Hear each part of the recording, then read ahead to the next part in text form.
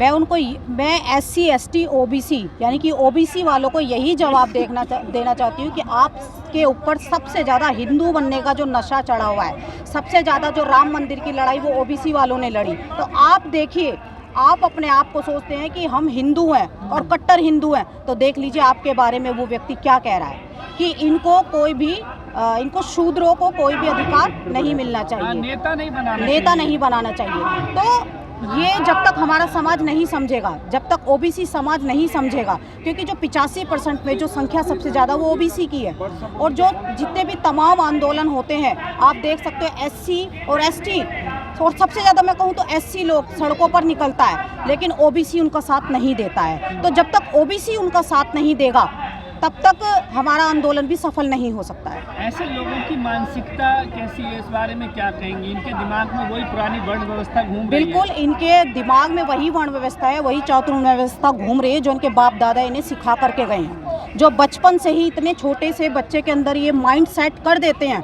आप 8वीं 7वीं 6ठी क्लास के बच्चों को अगर देखोगे सवर्णों के, तो उनकी सोच मतलब इतने से बच्चों का माइंड सेट वो ऐसे कर देते हैं कि जब तक वो बड़े होते हैं वो पक जाते हैं, और जातिवाद उनके माइंड में कूट कूट कर भर जाता है, और वो फिर बड़े होते तो फिर वो डेफिनेटली छुआछूत और भेदभाव करते ही हैं। तो विवेक बिंद्रा को भारत के संविधान की जानकारी नहीं है, वो किस दौर में जी रहे हैं उन्हें ये पता नहीं है। मुझे तो ऐसी लगता है, बिल्कुल ऐसी लगता है। वैसे तो मोटिवेशनल, लेकिन जिसकी सोच ही सही नहीं है, जो इंसानियत और मानवता की बात नहीं करता, जो समानता की बात नहीं करता, जो बराबरी की बात नहीं करता, तो वो कहाँ से पढ़ा लिखा है? क्योंकि किताबी ज्ञान लेने से कोई शिक्षित नहीं हो जाता है, सामाजिक ज्ञान की जानकारी भी हमको रखनी होगी, है ना। ऐसे तो बहुत सारे लोग डिग्री ले लेके घूम रहे हैं, जो IAS PCS भी बहुत सारे आपने देखे होंगे SC ST OBC के बने हुए हैं, लेकिन क्या वो समाज में निकल कर आ रहे हैं? क्या मिशन टू पे बैक सोसाइटी के लिए काम कर रहे हैं? वो नहीं कर रहे, है ना। तो किताबी ज्ञान लेने से कोई शिक्षित नहीं हो जाता, मुझे ऐसा लगता है।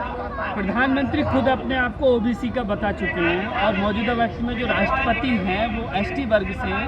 तो क्या ये जो अपमानित करने की जो भाषा, जो गाली दे रहे हैं विवेक बिंद्रा, वो PM को, राष्ट्रपति को भी ये बोल रहे हैं ऐसा? मुझे तो ऐसे लगता है कि लगनी चाहिए उनको भी गाली, अगर वो होंगे तो, क्योंकि वो कहते हैं, झूठा प्रचार करते हैं, मुझे नहीं लगता कि वो हों, क्योंकि अगर वो होंगे तो वो व्यक्ति बोलता ही नहीं है ऐसी बातें।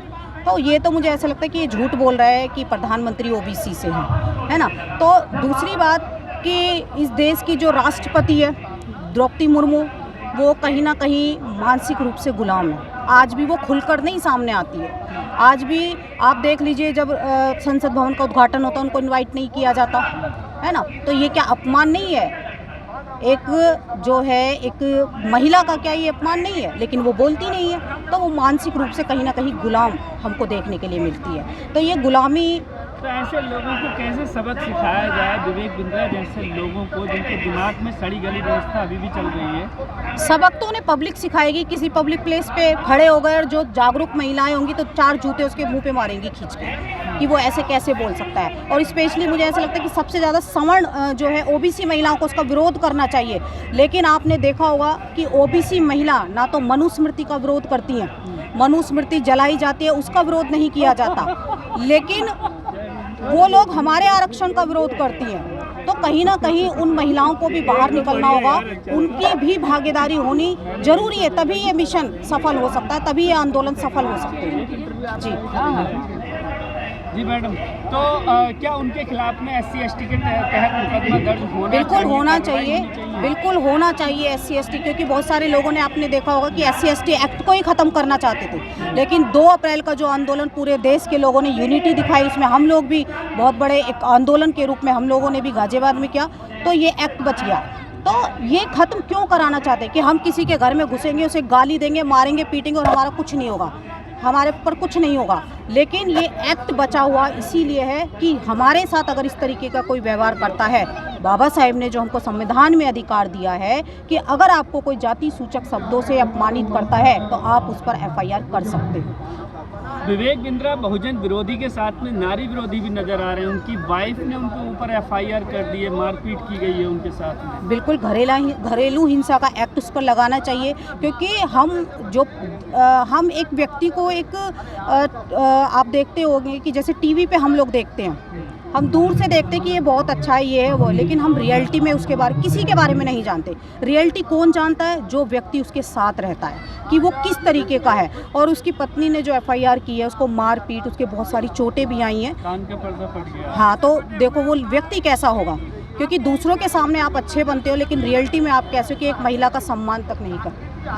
लेकिन भारत में ऐसे लोग आदर्श बन जाते हैं, लोग उन्हें सुनते हैं, वीडियो उनकी देखते हैं। लेकिन मुझे कहीं ना कहीं ये लगता है कि इस वारदात के बाद जो ये घटना घटित हुई है, इसके बाद लोग उसको लाइक नहीं करेंगे, लोग उस सब्सक्राइब्स भी उसके कम हो जाएंगे, मुझे ऐसा लगता है। बहुजनों को क्या करना चाहिए अब? देखिए, मैं तो ये सबसे पहले यही कहना चाहती हूँ, जो हमारे SC ST OBC के जो लोग हैं, जिन्होंने उसको सब्सक्राइब कर रखा है, उसको बंद कर देना चाहिए। ऐसे लोगों का बहिष्कार करना चाहिए।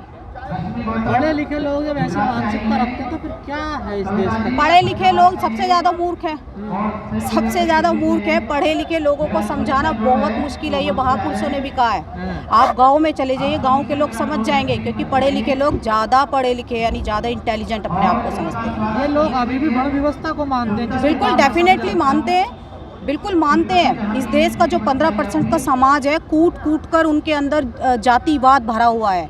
हर जगह जातिवाद, school, college, universities, shopping mall में आप देख लीजिए, मार्केट में आप चले जाइए, हर जगह जातिवाद है। जाति के कारण आप देख सकते हो कि प्रोफेसर रितु को, लक्ष्मण यादव को निकाल दिया, और ये तो चलो फेमस लोग हैं। इससे पहले न जाने कितने अनगिनत लोगों को वहाँ से निकाल दिया गया जो अपनी आवाज़ नहीं उठाते। तो ब्राह्मण सर्वश्रेष्ठ होता है क्या, जैसा वो कहना चाह रहे हैं? क्या? शूद्र सेवा करे, ब्राह्मण सर्वश्रेष्ठ होता है, सर्वश्रेष्ठ होता है, ज्ञानी होता है। किसी ने नहीं कहा, ये ब्राह्मणों ने खुद अपने मुंह से कहा है कि हम श्रेष्ठ हैं। किसने कहा है? आपने कहा है, या बाबा साहब कह के गए हैं, या तथागत बुद्ध कह के गए? किसने कहा है ब्राह्मण श्रेष्ठ है? जाति से कोई श्रेष्ठ नहीं होता है, जाति से कोई श्रेष्ठ नहीं होता इस है। देश में तो जाति श्रेष्ठ वही बनता है जो अपने त्याग, बलिदान, संघर्ष और जो इस देश के लिए कुछ करके जाता है ना। तो ब्राह्मण अपने आप को भले ही मानते रहे हम श्रेष्ठ हैं, लेकिन मुझे नहीं लगता कि वो श्रेष्ठ है। इन लोगों पे रोक कैसे लगे है? इन चीज़ों पर रोक कैसे लगेगी? देखिए, इन चीज़ों पे रोक ऐसी ही लग सकती है कि हमारा जो बहुजन समाज है ना, वो सबसे ज़्यादा गुलाम है, वो सबसे ज़्यादा कर्मकांड करता है। घरों में पूजा करानी हो तो ब्राह्मण को लेके आते हैं, शादी करवानी हो तो ब्राह्मण को लेके आते हैं, नामकरण कराना हो तो ब्राह्मण को लेके आते हैं, गृह प्रवेश कराना तो सर पे तो हमने ही बिठा रखा है उसे। हम कब अपने सर पे से उसको नीचे उतारेंगे? तो गलती इसमें हमारी है, किसी ब्राह्मण की नहीं है। हम ही बुला के ला रहे हैं उसको, हम नहीं, मतलब वो हमारे पास जबरदस्ती नहीं आ रहा, हम ही तो जा रहे हैं उनके पास। और ये कहीं ना कहीं मानसिक गुलामी का सूचक है, मानसिक गुलामी का प्रतीक है। जब हम पढ़ लेंगे, आप गुलामगिरी को पढ़िए, ज्योतिबा फूले की, सावित्रीबाई फूले को पढ़िए, पेरियार को पढ़िए, जिन्होंने एक ट्रक में रामकृष्ण की मूर्ति रखी, उन पे जूते चप्पल बरसे और 95 साल तक जिए थे वो। ऐसे महापुरुषों को पढ़िए तो यहाँ से की गुलामी अपने आप डेफिनेटली दूर हो जाएगी। कहा जा रहा विवेक बिंद्रा बाबा के साथ आ गए हैं, उनके इसलिए उनका दिमाग खराब हो गया है, बागेश्वर धाम के साथ रह गए। बिल्कुल, जैसा गुरु होगा वैसे शिष्य होगा, है ना। जैसे गुरु होगा, वो आप उस बाबा को देख लीजिए, महज 25-26 नालायक बता रहे हैं उनको। 25-26 साल का एक व्यक्ति जिसको लोगों ने अपने सर पे बिठा रखा है, इतने बड़े बड़े उसके पंडाल लगाए जाते हैं, तो और सबसे ज़्यादा हमारा समाज वहाँ पे पड़ा है, सबसे ज़्यादा उसको अपना आदर्श मान रहा है, उससे अपना भविष्य दिखाने के लिए जा रहा है। तो कहीं ना कहीं गलती उसमें हमारी है। आपके सामने अभी विवेक बिंद्रा आ जाए तो क्या पूछेंगे आप उनसे? मैं कुछ नहीं पूछूंगी, मैं 2 जूते उसके मुंह पे मारूंगी पहले।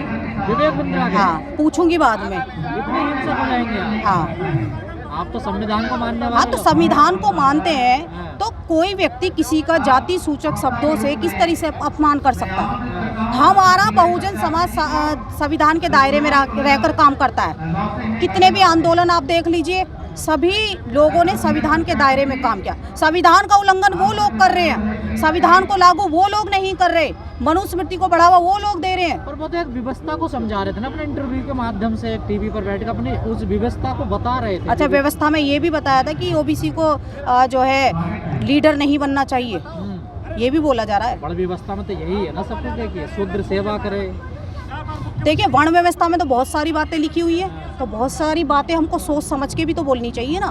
पब्लिक प्लेस पे अगर आप बोल रहे हो तो बहुत सारी चीज़ें सोच के हमको बोलनी पड़ेगी ना। अगर आपने अभी तक हमारा चैनल सब्सक्राइब नहीं किया है तो सब्सक्राइब करें और घंटी का बटन बिल्कुल भी दबाना ना भूलें ताकि सभी लेटेस्ट खबरें पहुंच सकें आप पे सबसे पहले।